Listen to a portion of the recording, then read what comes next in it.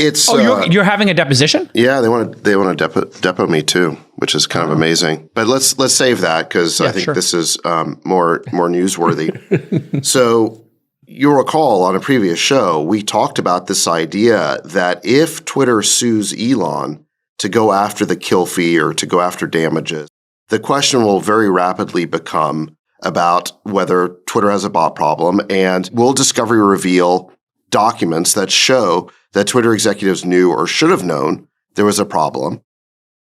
And so I said, the question will very rapidly become, what did Twitter executives know and when did they know it?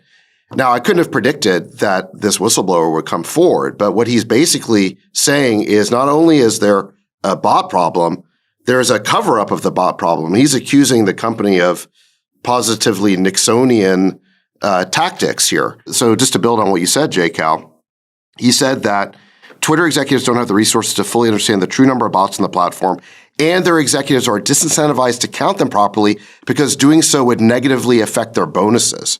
So I didn't know that their bonuses were in any way tied to this bot issue. So he's making the Upton Sinclair argument that it's hard to get a man to understand a problem when his salary depends on not understanding it. So that's part of what he's saying. He's also saying that he's accusing Twitter CEO Parag Agrawal directly. Let's just say these are allegations, right? These are not proven yet. But here's what he's saying. Basically, he's saying that Parag and his lieutenants repeatedly discouraged him from providing a full accounting of Twitter's security problems to the company's board of directors. They basically prevented him from producing a written report. He also says that the company's executives ordered him to knowingly present cherry-picked and misrepresented data to create the false perception of progress on urgent cybersecurity issues. He also alleges that they went behind his back to have a third-party consulting firm, their report scrubbed to hide the true extent of the company's problems. And as a result of this, he's basically saying that Twitter executives committed securities law violations by making material misrepresentations and omissions in SEC filings.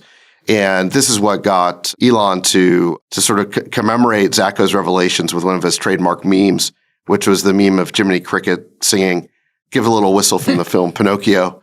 Which I think becomes the cold open here. Which just became our cold open.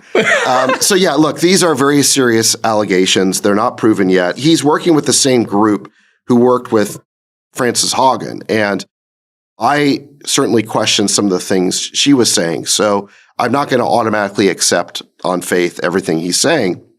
But I think by the same token, because he's working with groups that back Frances Haugen, who was very much not on the free speech side of this debate, I also think you can't just accuse this guy of being an Elon stooge. This guy is a respected cybersecurity authority. He's one of these like white hat hackers. He's somebody who was an early hacker. Literally, if you were to ask before all of this, before he worked at Twitter, like, who would you want as your chief security officer? Give me a short list. He'd be on it for any company.